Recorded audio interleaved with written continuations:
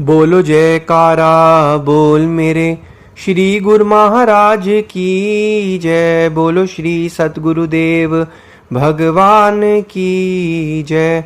सौभाग्यशाली गुरुमुख सज्जन मंडली, इसी प्रकार अपने मन एवं चित्त की समस्त वृत्तियों को एकाग्र रखते हुए अपना ध्यान सम्मुख विराजमान श्री श्री 108 श्री सतगुरुदेव दाता दयाल जी महाराज जी की ओर लगाते हुए और अपनी मुख रचना को पवित्र करने हेतु एक बार ऊंची और मीठे स्वर में बोलिए जयकारा बोल मेरे श्री गुरु महाराज की जय। बोलो साचे दरबार की जय। बोलो श्री सतगुरुदेव भगवान की जय। गुरुमुखों, संतों महापुरुषों का इस धरा धाम पर आने का सिर्फ और सिर्फ एक ही मिशन होता है, जीव को आत्मिक शांति, सच्चा सुख और सच्चा आनंद प्रदान करना।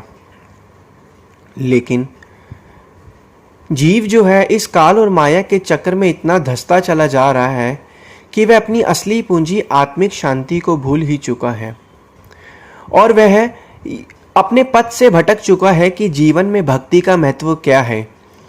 भक्ति ही सुखों की दैत्री है, भक्ति ही जीव को सुख देने वाली है। संसार में ऐसी कोई भी चीज़ नहीं है जो सुख दे सिवाय भक्ति के। तभी तो महापुरुष फरमाते हैं, भक्ति सुख का मूल है, भक्ति सुख की खान, जाके हृदय भक्ति बसे पावे पद निर्वाण। भक्ति जो है वही सुखों का मूल है। गुरुमुखों, भक्ति मार्ग में पूर्ण सतगुरु की आवश्यकता क्यों होती है, आइए हम समझें। आम जीवों की यह धारणा रहती है कि जीवन में मानसिक सुख शांति और भौतिक सुखों की प्राप्ति हेतु परमात्मा की अथवा किसी न किसी अपने इष्ट देवता की पूजा आराधना करनी आवश्यक है। अनेक प्रकार के जप तप नियम दान तीर्थाटन इत्यादि करने में भी आमतौर पर उनकी आस्था बनी होती है। कुछ लोग परमात्मा की प्राप्ति या आत्मिक उन्नति के लिए भी ऐसी ही उपासनाएं करते हैं।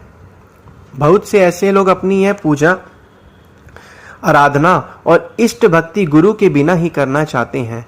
सच्चा विवेक न होने के कारण वह सोचते हैं कि समय के संत सद्गुरु की जीवन में क्या आवश्यकता है।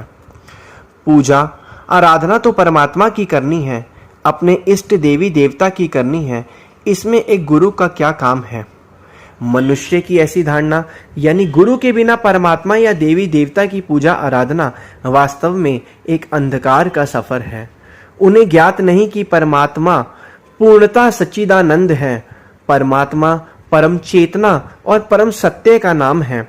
इसलिए परमात्मा के साथ अल्पज्ञ मनुष्य का सीधा संबंध जुड़ पाना अति कठिन है।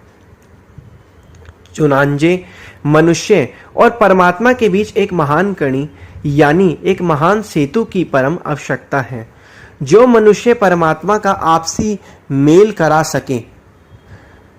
आध्यात्मिक जगत में ऐसी महान विभूति का नाम सतगुरु है, जो मनुष्य और परमात्मा के मध्य में एक सेतु रूप में होता है। इतना ही नहीं, वास्तव में एक पूर्ण सतगुरु जाहिरा मनुष्य जैसा होता है और भीतर परमात्मा होता है। इसलिए सतपुरुष श्री गुरु अर्जुन देव महाराज जी ने अपनी पवित्र वाणी में फरमाया है, गुरु परमेश्वर एको जानो जो तिस भावे सो परवान। अर्थात गुरु और परमात्मा एक है। जो कोई गुरु की श्री आज्ञा मौज में जीवन को ढाल लेता है वह परमेश्वर को जान लेता है। सृष्टि का यह नियम है कि जो भी परमात्मा की प्राप्ति के लिए, परमात्मा की खोज के लिए और जीवन में शाश्वत सुख और परम आनंद की प्राप्ति के लिए निकला है, मार्ग में उसे सतगुरु की परम आवश्यकता है।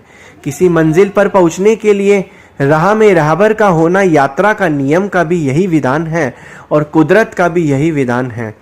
जब जब परमात्मा ने मानव के रूप में अवतार लिया, इस नियम को स्वयं परमात्मा भी नहीं बदलता, तब तक उसे भी समय के संत सतगुरु की चरण शरण में आना पड़ा है और उनके मार्गदर्शन में अपने जीवन को अग्रसर करना पड़ा है। श्री रामचरितमानस में वचन है, गुरु बिनु भवनिधि तरे न कोई, जो बिरिजे शंकर सम होई। मनुष्य तन में अवतरित होकर स्वयं भगवान श्री राम और श्री कृष्ण जी ने भी न केवल गुरु धारण किया, अपितु आजीवन अपने जीवन की प्रत्येक उपलब्धि को उन्हीं की कृपा का फल बतलाया है।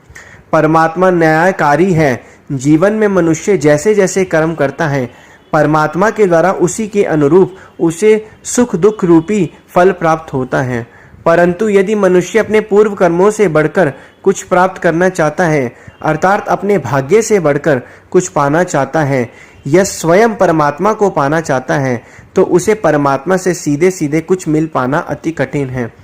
इसीलिए तो उसे समय के संत महापुरुषों की चरण शरण में जाना अनिवार्य है। आध्यात्मिक मार्ग में परमात्मा की तरफ से कोई सहायता होती भी है तो वह प्रथम यही होती है कि वह जिज्ञासु तीव्र मार्ग के अनुसार जीव को समय के परिपूर्ण सतगुरु से उसका मेल करवा देते हैं।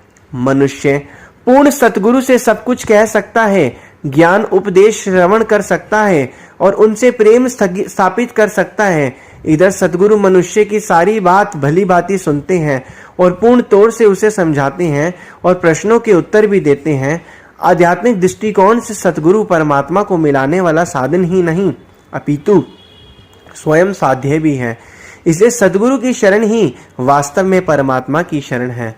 श्री रामचरितमानस उत्तराखंड में संत तुलसीदास जी प्रभु श्री राम के मुख प्रवचनों का वर्णन कर रहे हैं। नर तनु भव बारिधि कहु बेरे, सन्मुख मरुत अनुग्रह मेरे, करनधार सतगुरु धृ नावा, दुर्लभ साज सुलभ करि पावा। इस जीवात्मा की यह आतुर पुकार थी कि मुझे ईश्वर की भक्ति करने का एक स्वर्णिम अवसर मिल जाए, इस अगम भव सागर से तरने का साधन मिल जाए। इस पुकार को परमात्मा ने स्वीकार किया।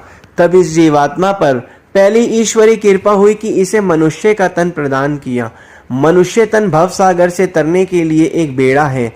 मनुष्य तन रूपी यह बेड़ा अर्थात नौका जीवात्मा के लिए भव सागर से पार उतरने का पहला साधन है।